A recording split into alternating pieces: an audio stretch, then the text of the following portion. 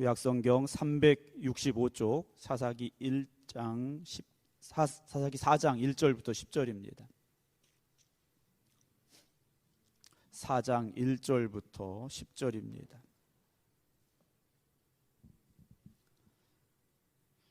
에웃이 죽으니 이스라엘 자손이 또 여호와의 목전에 악을 행하매 여호와께서 하솔에서 통치하는 가나안 왕 야빈의 손에 그들을 파셨으니 그의 군대 장관은 하로셋 학고임에 거주하는 시스라요. 야빈 왕은 철병거 900대가 있어 20년 동안 이스라엘 자손을 심히 학대했으므로 이스라엘 자손이 여호와께 부르짖었더라. 그때 라피돗의 아내 여선지자 드보라가 이스라엘의 사사가 되었는데 그는 에브라임 산지 라마와 베델 사이 드보라의 종려나무 아래에 거주하였고 이스라엘 자손은 그에게 나아가 재판을 받더라. 드보라가 사람을 보내어 아비노함의 아들 바락을 납달리 게데스에서 불러다가 그에게 이르되 이스라엘의 하나님 여호와께서 이같이 명령하지 아니하셨느냐? 너는 납달리 자손과 스불론 자손 10,000명을 거느리고 다볼산으로 가라. 내가 야빈의 군대 장관 시스라와 그의 병거들과 그의 무리를 기손강으로 이끌어 네게 이르게 하고 그를 네 손에 넘겨주리라 하셨느니라. 바락이 그에게 이르되 만일 당신이 나와 함께 가면 내가 가려니와 만일 당신이 나와 함께 가지 아니하면 나도 가지 아니하겠노라 하니 이르되 내가 반드시 너와 함께 가리라. 그러나 네가 이번에 가는 길에서는 영광을 얻지 못하리니 이는 여호와께서 시스라를 여인의 손에 파실 것임이니라 하고 드보라가 일어나 바락과 함께 게데스로 가니라. 바락이 스불론과 납달리를 게데스로 부르니 10,000명이 그를 따라 올라가고 드보라도 그와 함께 올라가니라. 아멘. 할렐루야. 네, 오늘 1월 11일입니다. 제가 작년 1월 10일 날 이사를 왔고 1월 11일 새벽에 첫 예배를 드렸고 이제 1년이 됐습니다. 1살 더 먹었습니다. 아직 1살이에요. 네, 우리가 이제 나이가 여러 나이가 있는데 정부에서 6월 달부터 만 나이로 한다니까 제가 생극교회 나이로는 1살입니다. 예. 제가 제일 어려요. 지금 오신 분들이 또 계시긴 하네요. 네, 아직 제가 제일 어린 것 같아요. 네, 우리 장로님들, 권사님들 생극교회에서 나이가 많으시죠? 네, 20살, 30살, 40살, 50살 이렇게 되셨어요. 그만큼 이 교회와 함께한 세월이 길다면 교회를 사랑하는 마음이 더 크신 줄로 저는 믿습니다. 그래서 그 사랑하는 마음만큼 더욱더 교회를 위해서 기도하시고 헌신하시고 충성하시기를 주님의 이름으로 부탁을 드립니다.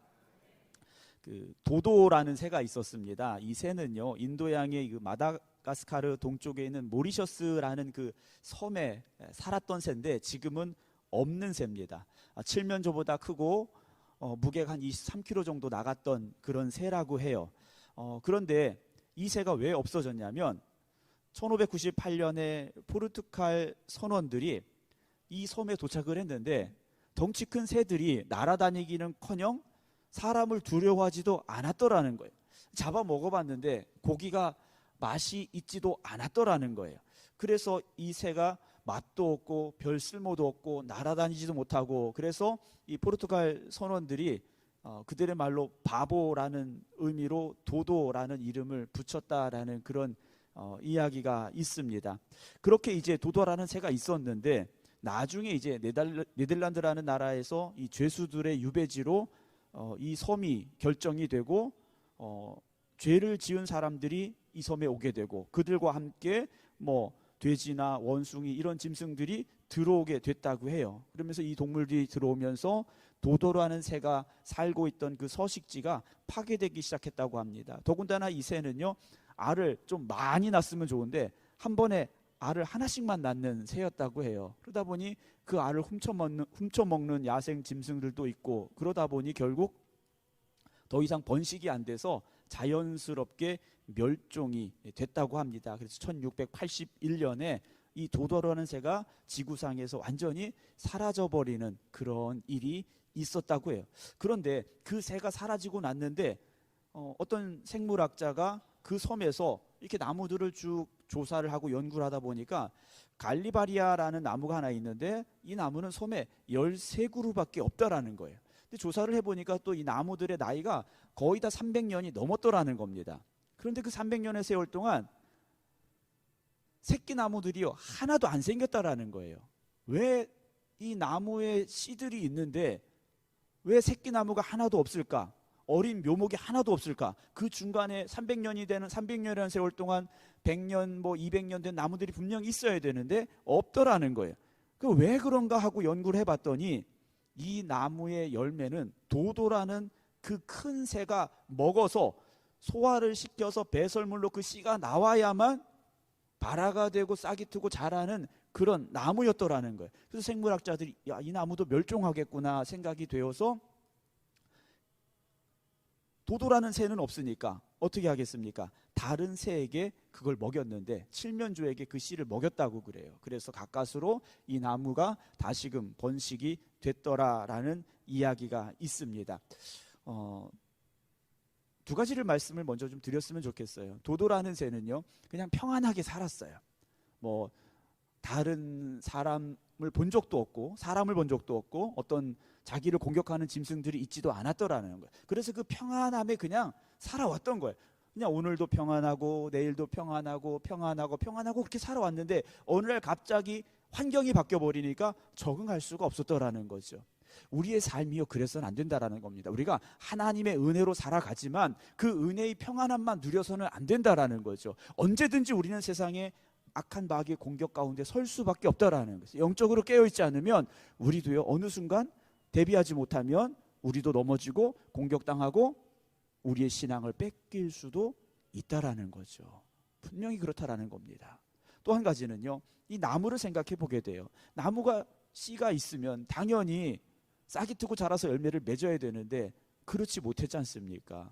물론 도도라는 새가 필요했었어요. 근데 그 새가 없으니까 번식이 이 나무가 씨앗이 있고 열매를 많이 맺어도 자기의 그 후를 이어갈 새끼 나무들이요 묘목들이 생겨날 수가 없었더라는 거예요. 여러분 우리가 평생을 살아가면서 주님을 만난 게 얼마나 감사합니까? 주님을 만났으면 우리도요 영적인 부모들이 될 수 있어야 돼요. 믿음의 자녀들을 낳아야 된다라는 거죠.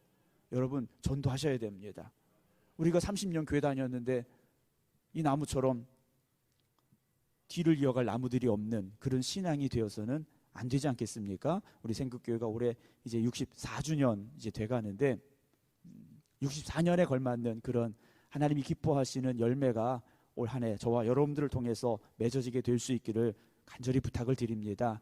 그래야 우리가 하나님 앞에 세상말로 말해서 면목이 있지 않겠습니까? 하나님 앞에 섰을 때 잘하였도다 착하고 충성된 종이라 그 칭찬을 다 듣고 싶으시잖아요. 저도 듣고 싶어요. 너 뭐했니? 악하고 게으른 종아. 이런 말씀 듣고 싶은 분은 한 분도 없잖아요. 그렇기 때문에 우리가 살아가는 삶 속에서 정말 하나님이 기뻐하시는 그 일을 할 수 있는, 그래서 영혼을 구원할 수 있는 우리 모든 성도 여러분 되시기를 주님의 이름으로 축원합니다. 이 시간에도 온라인으로 함께 예배드리고 계신 이미경 권사님, 김효 권사님, 박경원 집사님, 강영순 권사님, 김성자 권사님, 김근옥 권사님, 김미호 권사님, 김주문 장로님, 박정순 권사님, 안국현 집사님 주님의 이름으로 축복합니다. 2층에서 예배드리니까 참 좋은 것 같아요. 네. 1층은 좀 새벽에는 괜찮은데 수요예배 드릴 때는 좀 자리도 이제 모자랄 상황이 됐었고 좀 답답한 게 있었는데 2층에서 예배 드리니까 참 좋습니다. 네, 좋지 않으세요? 네. 이 자리가 채워질 줄로 믿습니다. 네. 오늘 사사기 4장의 말씀인데요. 지난주에 이스라엘 백성들이 하나님을 떠나고 범죄해서 하나님이 그들을 어려움 처하게 하셨고, 그럼에도 불구하고 하나님이 그들을 다시 기억하시고 그들이 부르짖을 때 사사를 세우셔서 그들을 구원하셨던 말씀까지 함께 나눴어요. 그러면서 오늘 4장 1절 말씀을 잠깐 드렸었죠. 무슨 내용이었습니까? 에훗이 죽으니, 이스라엘 백성들을 구원한 사사 에훗이 죽었어요. 그랬더니 이스라엘 자손이 또 여호와의 목전에서 악을 행했다라는 말씀이죠. 사사가 죽었는데 이스라엘 백성들이 또 여호와의 목전에서 악을 행했다라는 거죠. 죄악의 반복된 모습들이 계속 이어져 가고 있다라는 겁니다. 여러분, 나쁜 건 끊어내야 됩니다. 나쁜 건 끊어내버려야 돼요. 내 안에 둬서는 안 된다라는 거예요. 암이라는 병이 왜 무섭습니까? 우리 몸에 그 씨가 있으면 몸의 어딘가에서 그 씨가 자라날 수 있기 때문이에요. 그래서 암이 생기면 어떡합니까? 그걸 도려내고 그 흔적을 없애기 위해서 방사선 치료를 하고 항암 약을 먹고 그렇게 하는 거지 않습니까? 우리 안에 죄악이 들어오면요, 그것보다 더 심각하다라는 거예요. 죄가 우리 안에 들어온 이상 우리가 그걸 우리의 힘으로 이겨낼 수 있느냐? 어렵습니다. 너무 어려워요. 어떻게 해야 되겠습니까? 몸부림쳐 기도해야 되고, 말씀으로 우리가 거듭나야 되고, 성령으로 새로워지지 않으면 우리 안에 있는 악한 것들이 어느 틈엔가 오늘 말씀처럼요, 또다시 등장하게 된다라는 거예요. 다시 또 우리 안에서 나오게 된다라는 겁니다. 밭에 풀이 많아요. 풀이 많으면 어떡합니까? 풀을 다 뽑아내고 갈아엎고 뭐 풀약도 치고 하죠. 그러면 그 밭에서 풀이 안 납니까? 비만 한번 오면 풀이 어느샌가 또 잔뜩 자란 모습을 보게 돼요. 길거리를 보면요, 고속도로도 가다 보면 그 뭐 시멘트든지 아스팔트든지 다 포장을 해놨잖아요. 그런데 그 조그만 틈에 풀씨가 떨어져서 풀이 자라고 있더라는 거예요. 여러분, 우리가 아무리 내 마음을 지키려고 노력하고 또 노력해도요, 그 조그만 틈으로 마귀는 우리를 공격하고요, 우리 안에 자리 잡으려 하고요, 우리를 악한 길로 이끌어 가려고 오늘도 몸부림치고 있다라는 거예요. 마귀가 그렇게 몸부림치고 있는데 우리는 그 마귀보다 더 몸부림치지 않으면 하나님 말씀대로 살 수가 없다라는 거예요. 그래서 성도는 항상 몸부림쳐서 하나님 앞에 기도해야 되는 겁니다. 항상 하나님 앞에 몸부림쳐야 돼요. 그냥 적당히 뭐 남들 하는 만큼 이렇게 해서는요 안 된다라는 거죠. 그래서 우리는 항상 최고의 믿음의 열심을 가지고 하나님 앞에 서야 되는 겁니다. 하나님은 우리의 최고를 받기를 원하세요. 그래서 하나님께서 아브라함에게 뭘 바치라고 하십니까?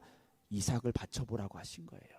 아브라함의 최고가 뭡니까? 이삭이에요. 다른 거 아니에요. 아브라함에게 있어서 가장 중요하고 소중했던 건 이삭이었다라는 거예요. 하나님께서 그래서 그 이삭을 바쳐라 하신 거예요. 아브라함이 어떻게 합니까? 내 최고는 이삭이 아니라 하나님이십니다. 고백했다라는 거죠. 오늘 저와 여러분들의 믿음의 고백이 그런 고백이 되기를 원합니다. 자, 이스라엘 백성들이 또 죄를 지었어요. 그랬더니 2절에 하나님께서 어떻게 하십니까? 하솔에서 통치하는 가나안 왕 야빈의 손에 그들을 파셨다 그랬어요. 파셨다라는 것은 그냥 넘겨주셨다라는 거예요. 죄악 가운데 살아가는 그들을 고난과 환난 가운데 하나님께서 던지셨다라는 거예요. 이들의 삶이 어떻게 되겠습니까? 3절 봅니다. 야빈 왕은 철병거 900대가 있어. 철병거 900대는요 요즘으로 말하면 탱크입니다. 탱크가 900대가 있는 거예요. 그럼 이스라엘 백성들은 한 대라도 있느냐? 하나도 없어요.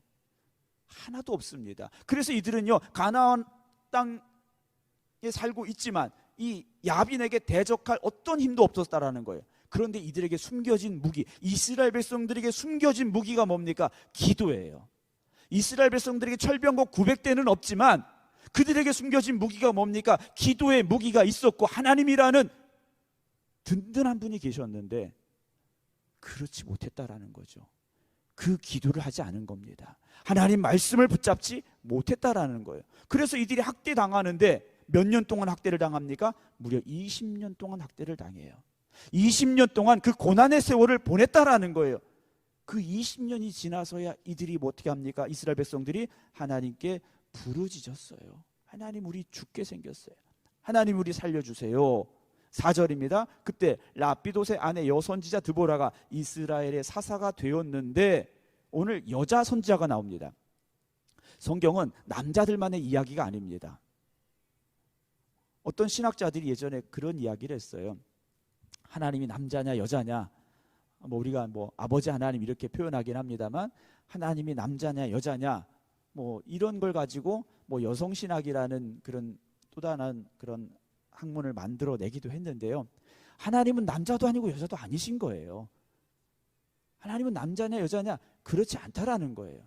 그럼 하나님은 남자만 사랑하시고 남자만 쓰시느냐? 그렇지 않다라는 거죠. 하나님은요 남자도 쓰시고 여자도 쓰시는 거예요. 아멘? 쓰신다니까 별로 이렇게 기분이 안 좋으세요? 쓰신다 그러면 얼마나 감사하겠어요. 하나님 나를 쓰신다는데, 천지 만물을 창조하신 하나님께서 나를 쓰신다는데 얼마나 감사합니까? 여러분 자녀들이 뭐 삼성이나 뭐 현대나 뭐 SK나 이런 뭐 대기업에 취직을 했다. 기쁘세요? 안 기쁘시겠어요? 기쁘시죠? 우리 조영재 집사님 제일 기뻐하시는 것 같은데, 네, 기쁘잖아요. 얼마나 기뻐요. 야, 내 아이들이, 내 딸이, 내 아들이 그런 회사에서 쓰임 받을 사람으로 인정받았다는 것 자체가 너무 기쁜 거예요. 너무 기쁘지 않습니까? 남의 얘기니까 뭐 그냥 기뻐도 되고 안 기뻐도 되고. 근데 하나님이 우리를 쓰시겠다고 지금 불러주신 거잖아요. 네.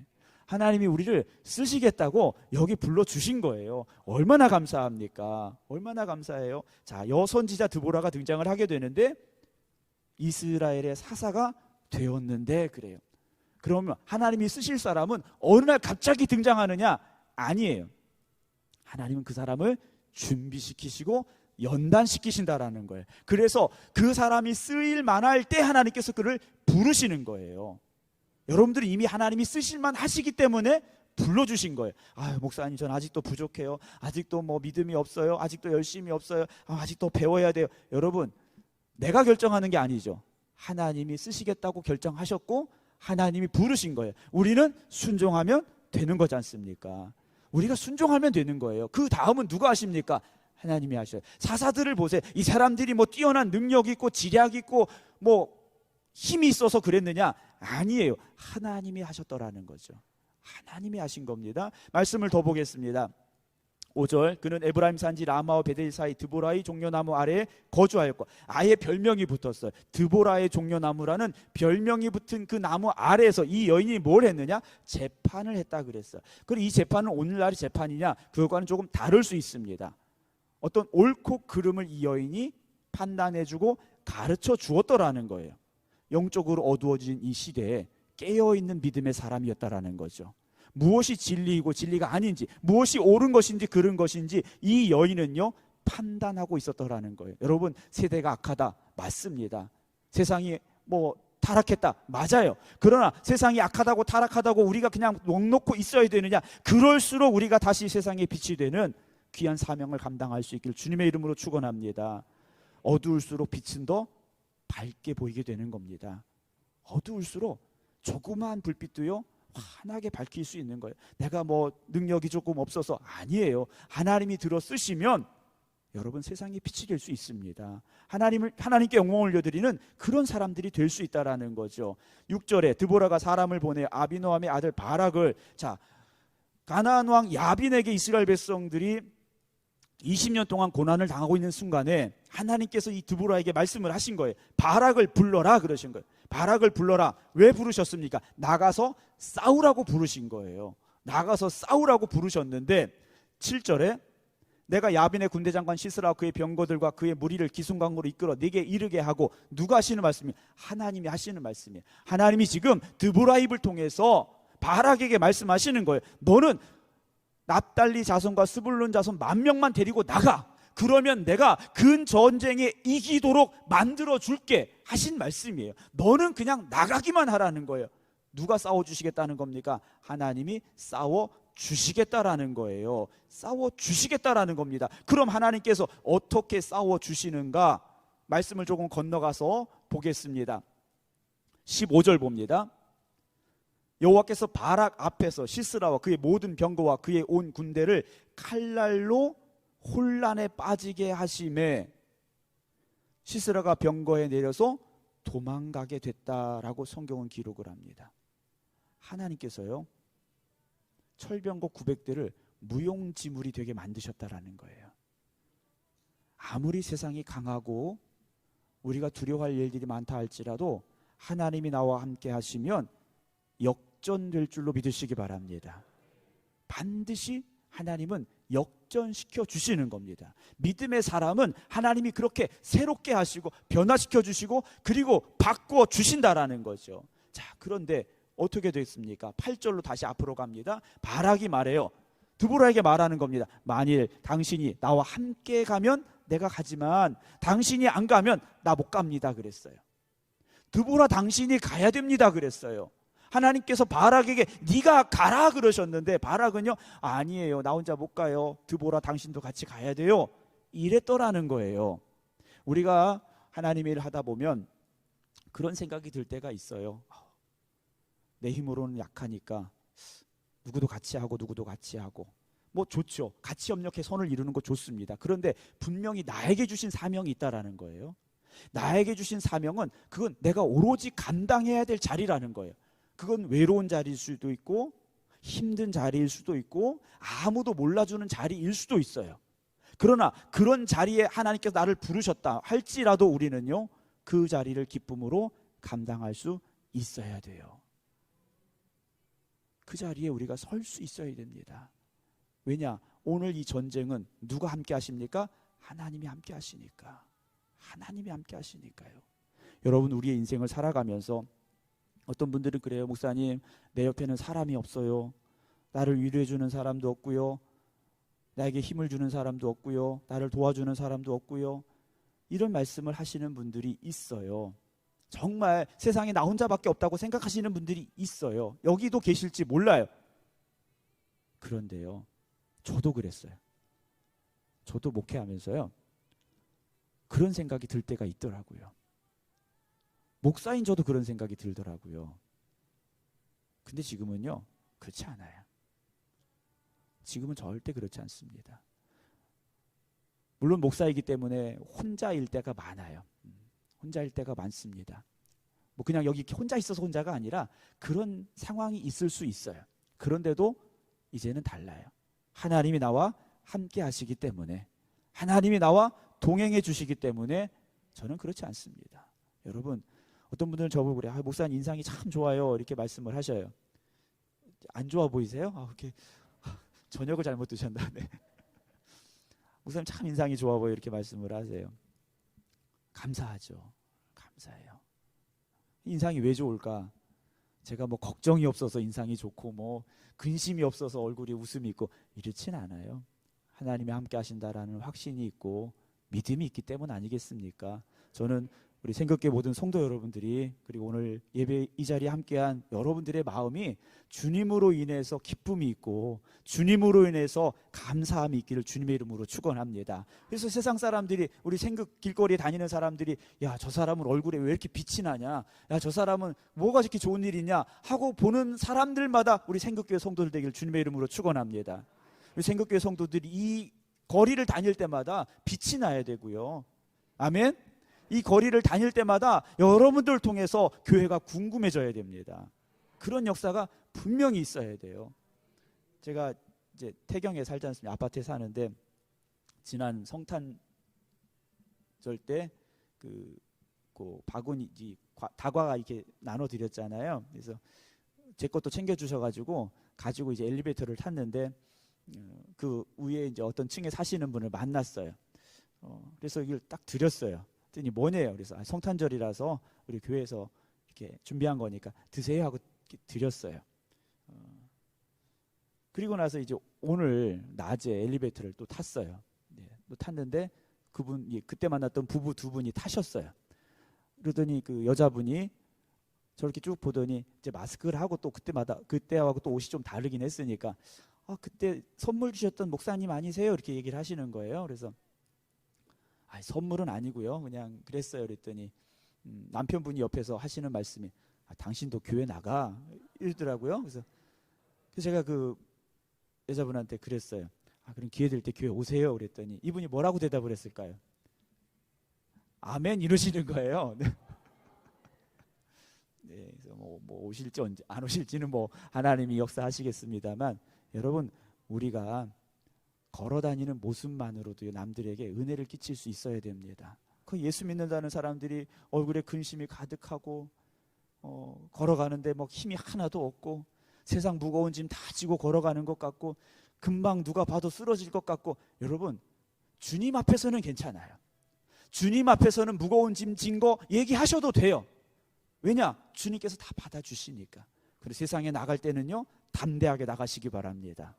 인생의 문제 때문에 막 고민하고 걱정하고 근심하고 이렇게 살지 마시고요. 하나님이 내 편이시니까, 하나님이 나와 함께 하시니까 그 담대함을 가지고 여러분 기쁘게 살아가시기 바랍니다.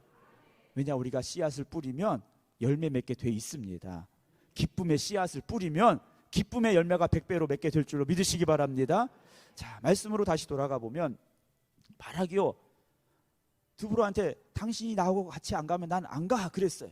정말 중요한 하나님이 가시겠다고 하는데 눈에 보이는 드보라만 지금 보고 있는 거예요. 그랬더니 드보라가 뭐라고 말하느냐, 9절에 내가 반드시 너와 함께 가리라. 전쟁터? 그래 나도 갈게 그랬어요. 그러나 네가 이번에 가는 길에서는 영광을 얻지 못하리니 이는 여호와께서 시스라를 여인의 손에 파실 것이라. 적의 장군을 당신의 손이 아니라 한 여인의 손에 파실 것이다 그래요. 자, 이 전쟁이 이어지게 되는데 11절 봅니다. 모세의 장인 호밥의 자손 중 겐사람 헤벨이 떠나 게데스 가까운 이 사하나님 상수리 나무 곁에 이르러 장막을 쳤더라. 갑자기 모세의 장인이었던 호밥이라고 나와 있는데 이 호밥은 모세의 장인이 아니에요. 장인이 아니고 처남입니다. 처남인데 원래 장인은 이드로였지 않습니까? 모세의 장인은 이드로였는데 이 호밥은 처남이라고 보시는 게 맞아요. 이 이스라엘 백성들과 함께 가나안 땅에 들어오게 됐고 이제 유다 지파와 함께 살게 됐는데 이상하게 이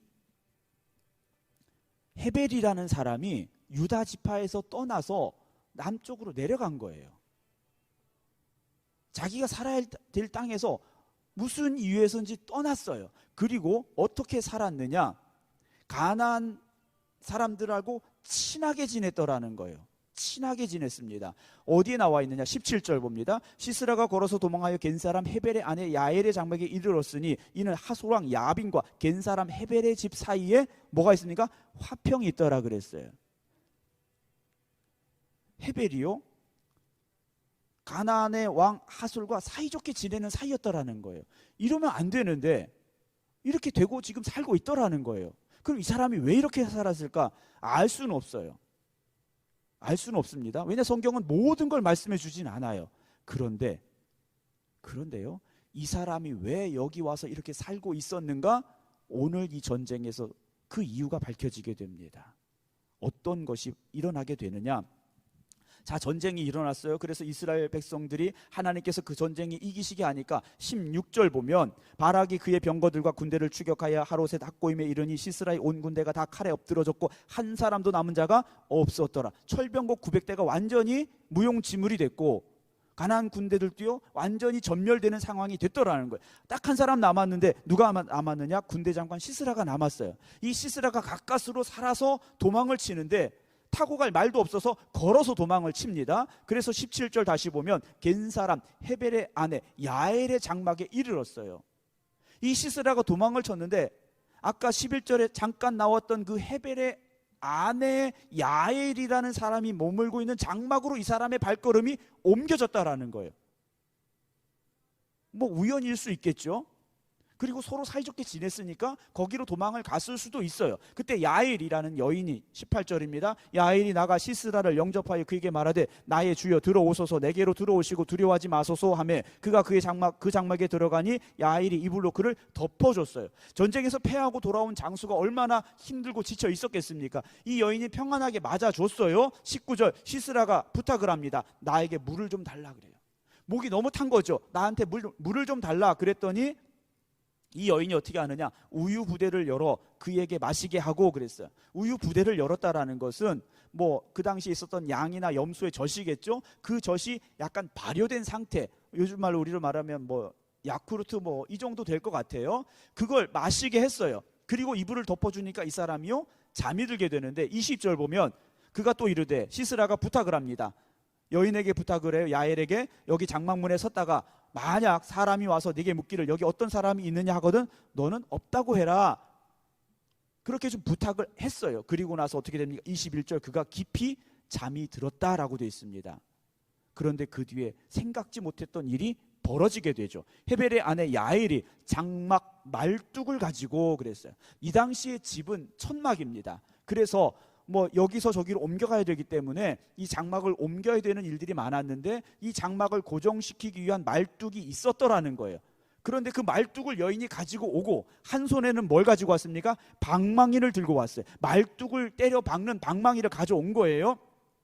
그리고 나서 이 시스라에게로 가만히 갔어요. 깊이 잠든 시스라에게 가만히 가서 말뚝을 그의 관자놀이에 박음에 엄청난 일이 여기 지금 벌어졌습니다. 장막을 치는 데 쓰는 말뚝을 가지고 군대 장관 시스라의 관자놀이에 그 말뚝을 박았어요. 말뚝을 박았는데요, 말뚝이 꿰뚫고 땅에 박혔다 그랬습니다. 이 여인이요, 힘이 대단했어요. 남자분들 조심하시기 바랍니다. 네, 조심하셔야 돼요. 네. 이 여인이요, 팔 힘이 너무 셌던 것 같아요. 천하장사였느냐? 그건 성경에 나와 있지 않고요. 왜냐하면 장막을 여러 번 이렇게 옮겨야 되니까 아마 그렇게 좀 숙달이 됐던 것 같다라는 의미일 겁니다. 그런데 아무리 힘이 세도요, 여기에 말뚝을 박아서 뚫고 땅에 박힌다? 여러분, 이건 쉬운 게 아닙니다. 쉬운 게 아니에요. 그럼 누가 하셨을까? 여인의 손을 하나님께서 주장하신 거죠. 다윗이 골리앗을 향해서 물맷돌을 던졌습니다. 예전에 그 다큐멘터리를 보니까 학자들이 연구를 하더라고요. 이거를 어떻게 시속 몇 킬로로 돌리고 하면 이게 얼마로 날아가서 깨트릴 만한 그런 파괴력이 생긴다, 이런 그 과학적인 주장을 하는 다큐멘터리를 본 적이 있어요. 맞을 수도 있죠. 다윗이 연습을 많이 해서 그럴 수도 있어요. 그런데 결국은 누가 하신 겁니까? 하나님이 하신 거예요. 여러분, 왜 이 말씀을 드리냐면, 다윗이 물맷돌 던지기 세계 챔피언이다 이러면 자기 자랑이죠. 이 여인이 장막 말뚝박기 대회를 했는데 세계 1등이다 이러면 이 여인의 자랑이 될 수 있겠죠. 그러나 하나님이 하셨다라는 고백이 있다면 상황은 달라진다라는 거죠. 그러니까 우리가 하나님의 일을 하면서 내가 일하지만 내가 한 게 아니라 하나님이 나를 통해서 일하십니다라는 그 고백을 잃지 않기를 주님의 이름으로 축원합니다. 교회는 하나님이 일하시는 곳이에요. 교회는 저도 일하고 여러분들도 일하지만 하나님이 일하시는 곳이에요. 우리가 그 사실을 잃어버리면 교만해질 수밖에 없고요, 자기 자랑이 될 수밖에 없어요. 우리는 누가 일하신다고 고백해야 됩니까? 하나님이 일하신다고 고백해야 돼요. 하나님이 일하시는 거죠. 자, 이 여인이 그렇게 그럼 왜 이 여인이 갑자기 찾아온 시스라를 죽였을까? 이 여인에게는 평생의 철천지 원수였을까? 아무런 배경이 없어요. 갑자기 이 여인이 등장을 하고 시스라는 그 집에 갔고 말뚝이 박혀 죽었다, 이렇게 돼 있다라는 거예요. 우리는 알 수 없어요. 그런데 이 모든 걸 누가 하신 겁니까? 하나님이 하신 거예요. 바락이 드보라에게 난 당신이 안 가면 못 갑니다 했더니 이 드보라가 뭐라고 말했습니까? 이 전쟁에서 네가 영광을 얻지 못해 그랬어요. 전쟁에 승리한 장수는 될지 몰라도 네가 영광을 얻지 못해. 누가요? 하나님께서 시스라를 여인의 손에 파실 것임이라 이 드보라가 예언했다라는 거죠. 여러분, 바락과 같이요, 열심히 일했는데 마지막에 그 영광을 얻지 못하는 자리가 아니라 정말 하나님 나와 함께 하심을 믿고 끝까지 한번 달려가 볼 수 있기를 주님의 이름으로 축원합니다. 우리가 여러 가지 생각이 많잖아요. 여러 가지 생각이 많은데 이런저런 생각하지 마시고 하나님만 바라보시기 바랍니다. 하나님이 기뻐하실 일이 무엇일까? 하나님이 영광 받으실 일이 무엇일까? 우리가 그것만 한번 생각했으면 좋겠어요. 저도 참 생각이 많은 사람이에요. 머리가 하얘졌잖아요. 죄송합니다, 권사님. 박명 권사님 머리 저보다 더 하얀. 네, 생각이 많아요. 근데 생각 많이 해봐야 결론은 하나예요. 생각 아무리 많이 해봐야 결론은 하나입니다. 하나님이 이끄시는 길로 가야 되는 거예요. 하나님이 기뻐하시는 길로 가야 되는 겁니다. 그것밖에 없어요. 바락이요, 만약에 드보라가 하나님께서 당신의 손에 넘기셨어, 전쟁터로 나가, 아멘, 할렐루야, 내가 나갑니다, 담대함으로 나갔더라면 시스라를요 바락이 죽였겠죠. 그런데 그렇지 못했더라는 거예요. 하나님께서 그 바락 대신에 갑자기 여인이 등장된 것처럼 보이지만 이 여인이요, 사람을 죽이는 게 쉽겠습니까? 얼마나 힘들겠어요. 두렵고 떨렸겠죠. 그런데 그 마음을 하나님께서 감동시키셨다라는 거죠. 왜 이 여인이 시스라를 죽였을까? 우리는 잘 몰라요. 그런데 아마도 이 여인의 마음속에는 유대 땅에 살면서 하나님이 어떤 분인가에 대한 고백이 있었을 것이고 20년 동안 이스라엘 백성들을 괴롭힌 이 적을 향하여서, 대적을 향하여서 내가 무엇을 할 수 있을까 아마 고민했던 여인이었던 것 같아요. 그렇기 때문에 하나님께서 이 여인을 쓰셨겠죠. 아무런 고민이 없고 아무런 생각이 없다면 하나님이 쓰실 수가 없는 거예요. 이 여인은 아마도 내가 이 상황을 위해서 어떻게 해야 될 것인가 날마다 고민하고 기도했던 여인이 아니었을까라는 생각을 해봅니다. 기도하고 기도했더니 상황이 이렇게 된 거예요. 하나님께서 여인을 강하게 들어 쓰셨지 않습니까? 여러분, 우리가 하나님을 위해서 무슨 일을 할 수 있을까? 여러분, 그런 고민은 하세요. 세상 고민이 아니라 내가 하나님을 위해서, 교회를 위해서 무슨 일을 할 수 있을까? 고민하세요. 기도하고 고민하고 노력하면요, 하나님께서 여러분들을 들어 쓰실 때가 분명히 있다라는 거예요.